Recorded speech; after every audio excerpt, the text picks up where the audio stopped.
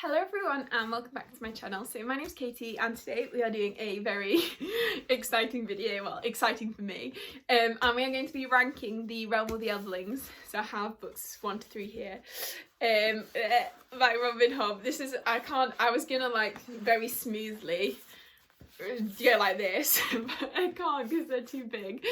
So we're going to be ranking the whole Realm of the Elderlings because I have finally read them all.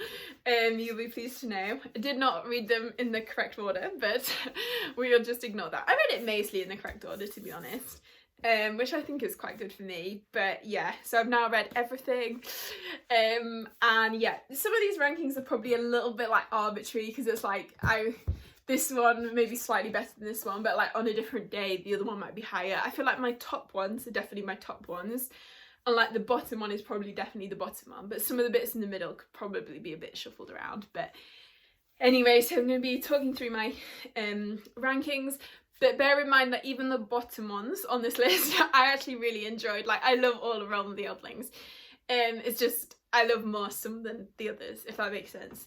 But like even in 16th place I would still recommend it. Well, yeah, because it's, you'll see. But yeah, so I'm looking forward to this. This video probably will get a little bit spoilery, so if you want to know like absolutely nothing, I'll try not to do like any massive spoilers, but there might be, like, just by the nature of talking about why I like them, there might be some spoilers, so just be cautious if you're planning on reading this series and you don't want to know anything. But yeah, otherwise I feel like if you've read, like, if you're quite far into Realm of the Elderlings already, you'll probably be fine with this video because there won't be too many spoilers, like end of the series spoilers, but there'll probably be quite a few beginning of the series spoilers, if that makes sense. So yeah, so without further ado, we'll just get started. I'm gonna go from bottom to top. So we'll start in 16th place and then we'll go up to 1st place. So yeah, so in the last place, unfortunately, is Assassin's Apprentice, which is the first book.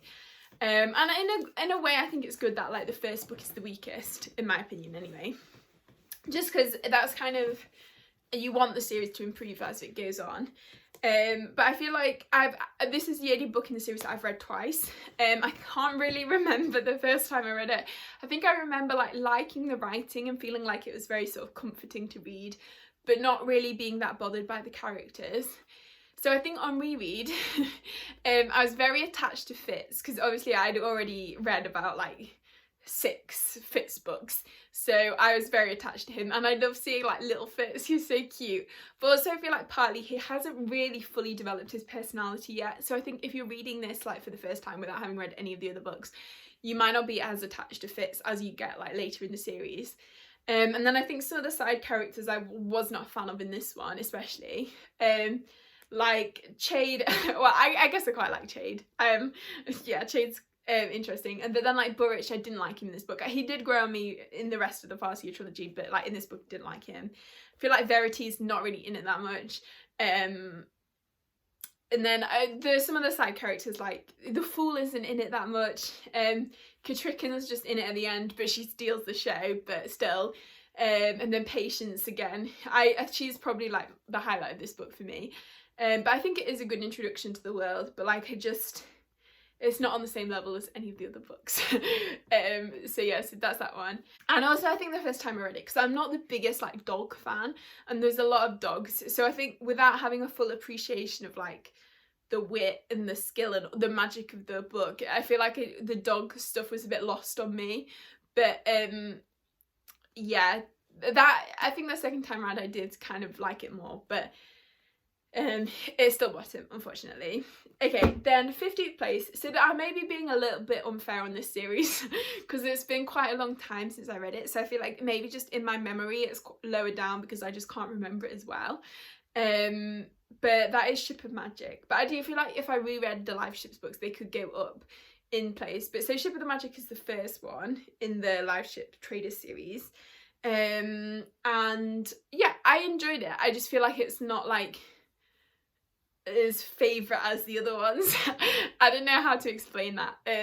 Yeah, I like meeting the new characters. I like the live ships characters, but having read the whole thing, I think the live ships is maybe my least favourite cast of characters. I don't know, it's really hard to say, especially because there's like so much crossover in the Fits and the Full ones. I know which like series has my favourite cast of characters, but I feel like all the other ones are kind of on the like level. And I feel like in Ship of Magic as well, some of the characters which I really love in the live ships books are not main characters, if that makes sense, or they are but they haven't developed their good personality yet, if that makes sense. There's a certain character, I guess I'll say it because this video is a bit spoilery, but Malta, she's not really, I love Malta later on in the series, but she's not really her best self in Ship of Magic. And also Selden, who I really love, is not really in, because he's just like a kid in the Ship of Magic, so yeah. And then number 14, so you'll notice the series that generally, this is also the first one I think. So 14 we have Dragon Keeper, which is the first Rain Wilds book. So I actually enjoyed this one a lot, I think because I wasn't expecting to like the Rain Wilds as much as I did. So when I liked it, it was like a really pleasant surprise. But I think it's probably my least favourite Rain Wilds book because, well, I'll talk later on about why, especially the last two, because I love Kelsingra. So this first one, but the first one has some really good like drama and stuff. There's a lot of Hest in book one, which is not great. Hate him. And also we haven't got Carson or Leftrin yet, which I love them both. So yeah, I feel like Dragon Keeper is probably my least favourite in that series. Although maybe I should put Ship of Magic above Dragon Keeper, because I think objectively Ship of Magic is a lot better book. But I don't know, I think Dragon Keeper just with like, I wasn't expecting to love it so much, so I just enjoyed it more. I don't know if that makes sense. I feel like I'm already super excited and we're at the bottom of the list, so like by the time the top comes around I'm gonna be like, ah! Yeah, so anyway, so yeah, Dragon Keeper's there. And then 13 we have City of Dragons, which is book 3 in the Rain Wilds. So yeah, I like this one. I think the reason why this one's a bit lower, because I just said that books 3 and 4 I liked because of Kelsingra, which I do. I really love Kelsingra and exploring the whole like magical city thing. But I think book 3 feels a bit like it is part 1 of a big book, because I think Rain Wilds was originally meant to be a trilogy, but then they split book 3 into books 3 and 4 because it's too big. So book 3 is quite short for a Robin Hobb book. I think it's her shortest book. The audiobook's only about 12 hours, which is like insane considering some of them are like 30 hours plus. So yeah, it's quite short and it just feels like the first half of a book in a way, but I still really enjoyed like the content of the book, and I like seeing some of the like old favourites coming back, like Malta, Rain, Selden.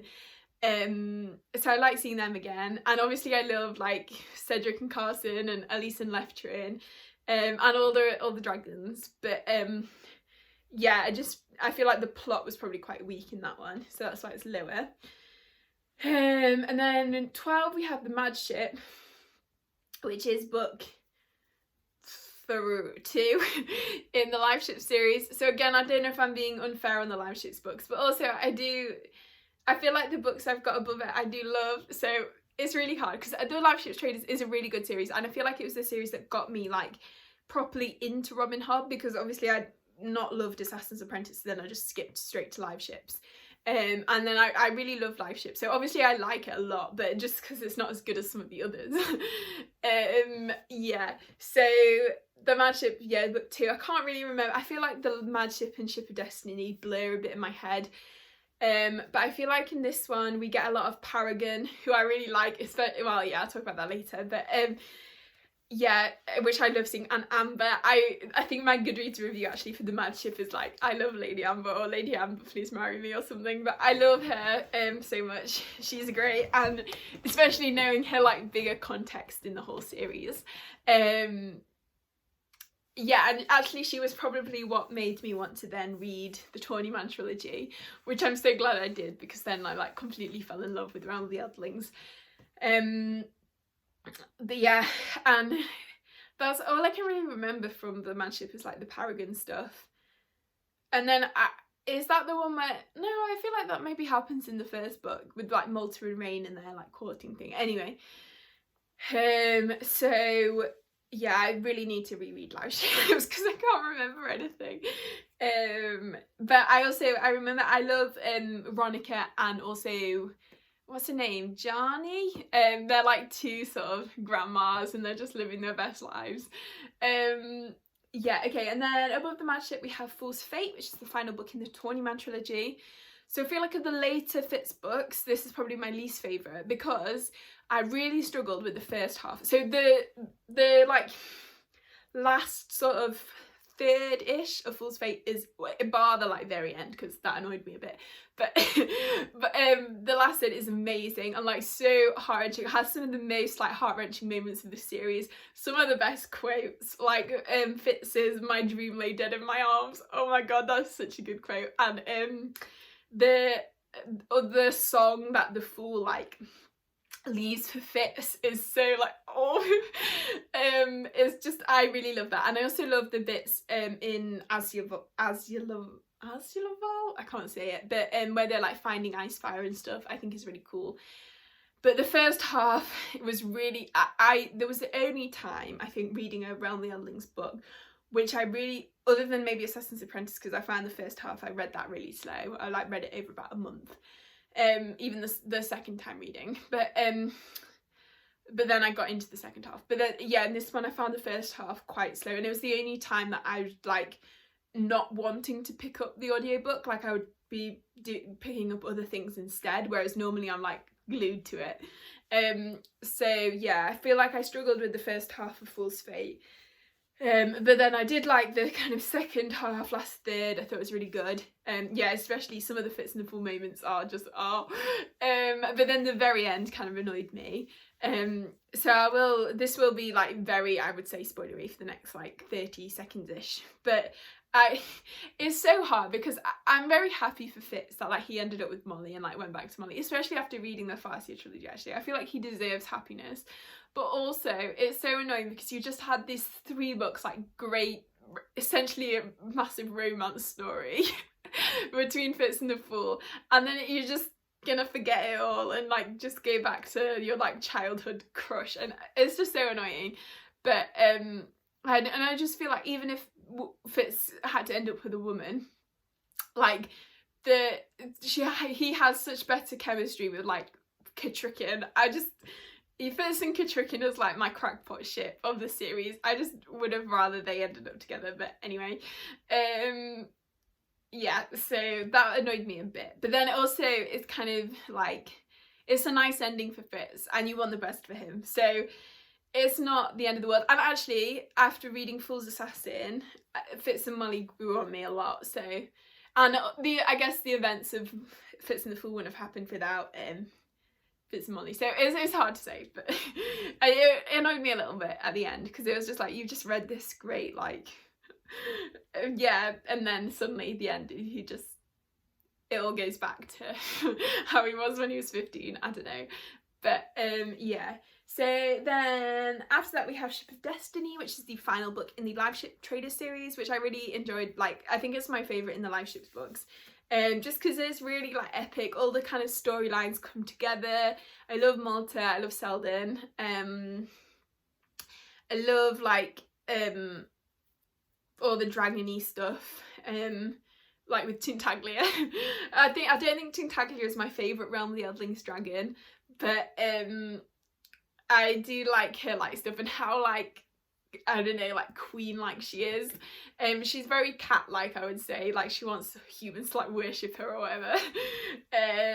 Yeah, and I feel like it was a really good conclusion. And actually some of the like characters who well, not characters because I like them as characters, but like some of the kind of relationships really grew on me in book 3, like Althea and Brashen especially.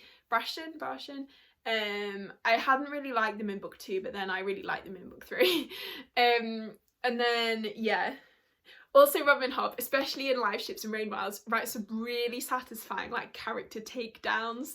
And yeah, there's some great ones in Ship of Destiny. And then in 9 we have Dragon Haven, which is the why is this so high? But I would probably put Ship of Destiny above Dragonhaven actually. But Dragonhaven is the second book in the Rain Wilds, and it's probably widely renowned as her worst book. But I actually loved it. It's just completely full of horny drama, and it's so entertaining to read. Yeah, and actually I really like both Cedric and Elise kind of learning how to kind of move on from their like toxic relationship, which they've both been in with Hest. And I really like that, and I like seeing them both kind of heal. I like getting to know the sort of Rain Wilds dragons a lot more. Like, I love Relda. And yeah, I feel like Dragonhaven is when she like, yeah, bonds with Cedric, which I really like. I love Hebe. Yeah, I just like getting to know the other dragons more, and I also I like the setup of Dragonhaven actually, because basically they're on this ship and in the river, and there's a big shipwreck, so they all kind of get scattered, and then they have to try and like survive and find their way back to each other and find their way to the city, which I actually really like that kind of setup. I thought it was cool. Yeah, and I like the blossoming relationships. And yeah, I don't know, I just really enjoyed it. I don't know. But yeah, it's not her most poignant or well-developed plot. It's just kind of trashy entertainment, but I just had a great time reading, so yeah. Okay, and then in sort of 7th and 8th place, because I couldn't decide between them, we have Royal Assassin and Assassin's Quest. So I feel like these are on the same level for me. I think the last half of Assassin's Quest would probably be top. But I think, again, the first half of Assassin's Quest I found a bit draggy, which I've noticed, like, especially all her Fitz series all do the same thing. So like book 1 is like set up, introducing you to like the new characters, explaining how Fitz got into his current situation, and then book 2 is all like court drama. And then book 3 is they're going on a quest, because the same thing happens in each of the series. And then and in the quest books, there's always like the first half they're getting to the place, and then the second half is like the drama in the place, and then the last bit will always be like what happens when they get back to. Although not so much in Assassin's Quest, but definitely in Fool's Fate and Assassin's Fate, then they come back to Bookkeep and have the like concluding thing. But so yeah, so they all follow that formula, which I actually really like, and especially I think I love the court drama in Royal Assassin and Golden Fool and Fool's Quest. So yeah, I really enjoyed Royal Assassin. I think Fitz grew on me, like young Fitz grew on me a lot, because I think reading Assassin's Fate, I was like, I think Fitz suits being older a lot more, but I did like him kind of younger in Royal Assassin. I like all the sort of drama that goes down. I like, oh, Night Eyes, how did I forget Night Eyes? I love meeting baby Night Eyes. Yeah, and just seeing Fitz and Night Eyes starting to bond. The ending of this one is so, like, even though I knew what happened, and I knew how things, like, ended up, I was so scared for Fitz. I'm like, I think that's a testament to her writing, because you're just so, like, oh, yeah. And actually... and Nicole's gonna hate me for this, but I did kind of like Fitz and Molly in this book. They're quite cute, and I feel like them as teenagers I liked. I've already said I didn't like them in Fool's Fate, because I just felt like it was so unnecessary, but in this one I did like them, because they're just like little teenagers and like having their first love, and I thought it was really sweet actually, although Fitz does treat Molly really badly. But yeah, so yeah, so I enjoyed that one. And then Assassin's Quest, the first half is a lot of like Fitz on his own little revenge journey, and he's quite like depressed and stuff, which I guess is quite like emotional to read, but also there was a lot of walking. There's also a lot of walking in the second half, but I feel like my favourite characters went in the first half, but then the second half Fitz sort of finds the Fool and Katrikin and etc., which I really like. I actually really like Kettle as well, who's only really in the like second half of this book. She's not really in any of the other books, but I did like her. And I like discovering all this stuff about well, I guess I already knew it because I'd read the rest of the series, but all the stuff about the skill and like the skill stones and like carving the dragons and things. Although I think I might have been a little bit frustrated if I sort of didn't already know it. I didn't know how to explain that, but like some of the things you just she like does not reveal information easily, And I think I would have got a bit annoyed if like I hadn't known what was going on. But because I did, I sort of knew, so that was okay. And actually I think the ending of this book, really nice, well I guess actually more like the ending of Assassin's Fate really nicely shadows the ending of this book, but because of the way around I read them, I felt like there was this one that was shadowing that one. But yeah, so I enjoyed this one as well. I think Fitz's, I feel like the Farseer books truly feel like Fitz's story, whereas the later books are like Fitz and the Fool's story. But yeah, I think that I will remember them for a long time. I will remember all of them for a long time. But I do feel like these books just, it like Fitz's story is so like emotional, and I don't know. And they're just so like well written as well. And she just takes her time with things and like lets her characters feel things, which I really like. But also it feels like, although sometimes it can feel slow, when you look back, like a lot of stuff has happened. So yeah, so that's that one anyway. And then in 6th place we have The Golden Fool, which is book 2 in the Tawny trilogy. I love this one. This is another one which is just like full of court drama and relationship drama. Oh my god, some of the scenes between Fitz and the Fool, just iconic. That whole like there's a scene chapter, and it just reminds me so much of the like All Too Well 10-minute version. There's like a line which is like so casually cruel in the name of being honest, and that just perfectly sums up that whole like argument thing. The ending when Fitz calls Fool beloved for the first time, there's just so many like iconic moments. I also like seeing like all the court like stuff and the various like dramas going down. I can't even really remember what happens. It's just a lot of Fitz being like spiraling in this depression and repressed bisexuality spiral, but it was very interesting to read.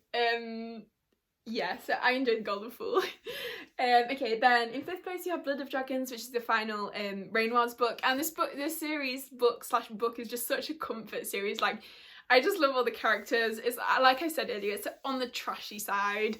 It's just so entertaining. I love seeing Kelsingra. I love in this book, it's very like How to Train Your Dragony, and like all the dragons are like learning their new skills, which I really like. I don't know if I liked it, but I found it very entertaining, sort of rapscal's arc in the book.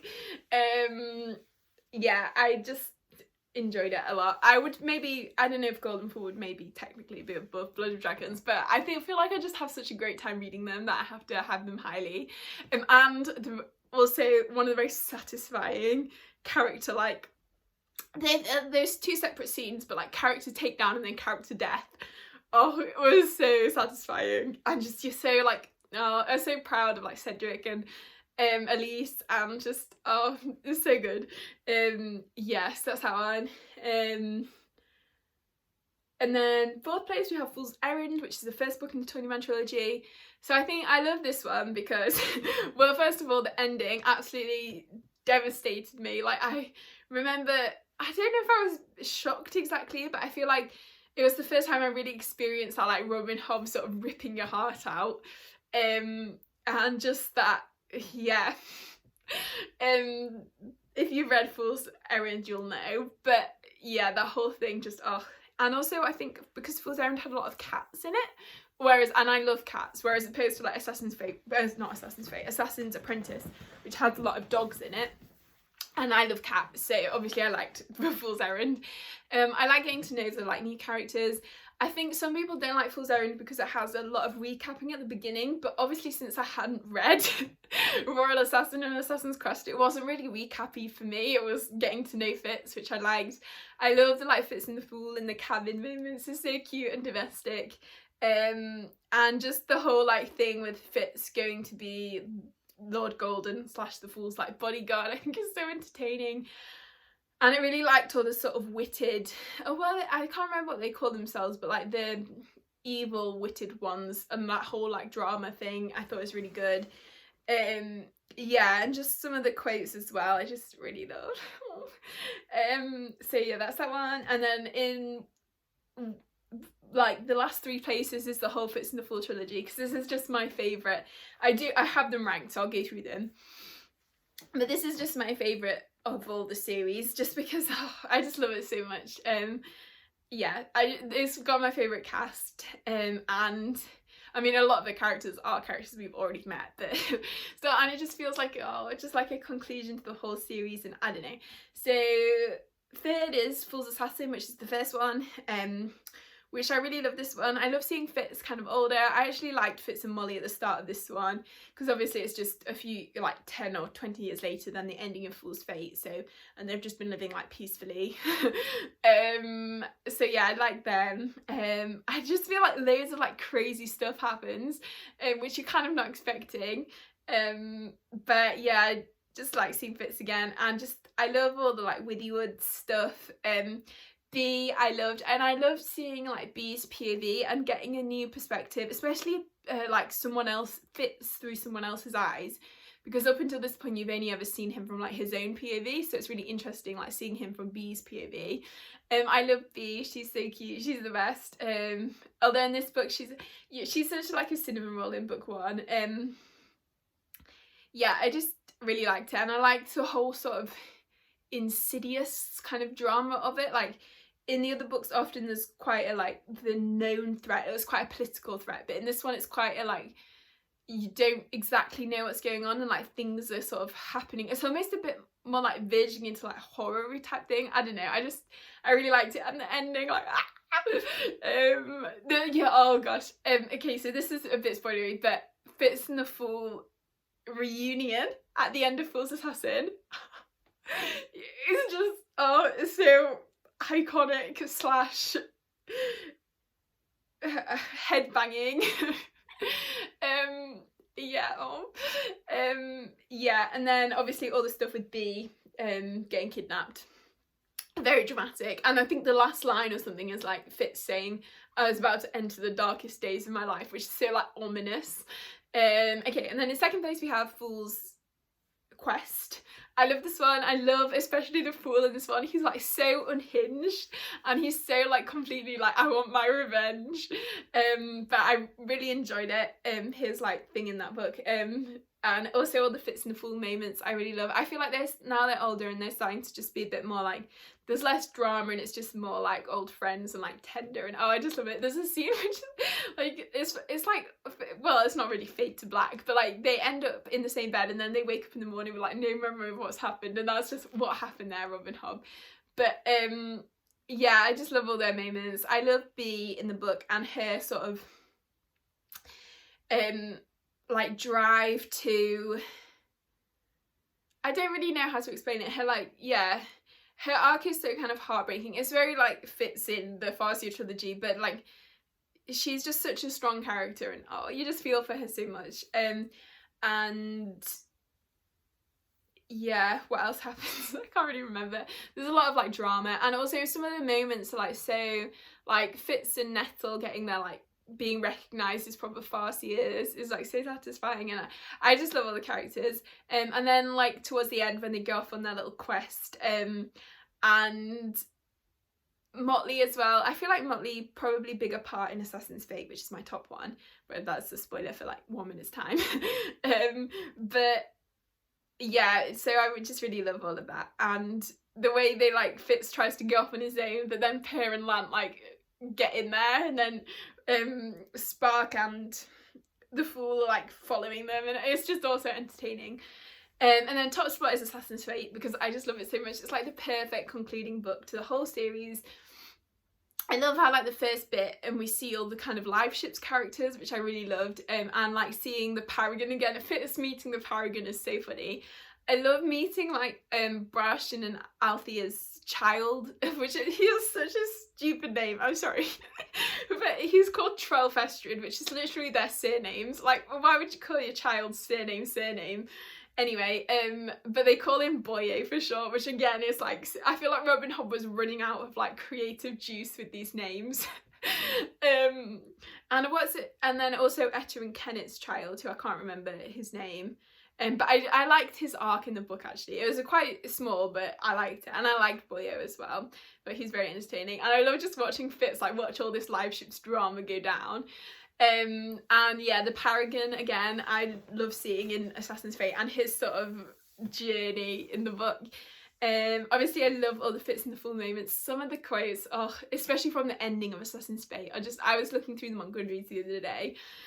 They're just so like heartbreaking but also heartwarming, and I don't know, and I just feel like it has the perfect like poetic ending.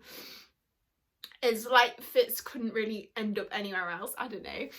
I love all the kind of Night Eyes stuff with like Wolffather and just him and Bee and their bond, and it's so cute. Yeah, I love all the stuff in Clares. I thought that was a really like excellent sequence of sort of events, like especially with Bee and the whole like fire thing. Oh, it was so satisfying. And then like Fitz, and oh, it's just already good. I just love the whole thing. It was such a long book, but it just honestly flew by, and just so entertaining, and so like, yeah, there's just so much. Oh, I just love it all. And yeah, like I love all the side characters like Ash, no, not Ash, Ash/Spark, they're the same character, Per and Lant, and also I really want a Per and Bee spin-off, like 10 years in the future or something. Oh, yeah, and just Katrikin as well. Oh, yeah, no, I just loved everything. And Nettle, oh yeah, I just love them all. Yeah, anyway, okay. So that is my ranking for the series. If you read the series, definitely let me know your rankings in the comments below. I'd really love to know, and I'm sure people will have quite different opinions from me, because I feel like some of my opinions are slightly controversial. But yeah, so anyway, if you like the video, please give it a like and consider subscribing if you haven't already, and I hope you all have a really great day, and I will see you next time.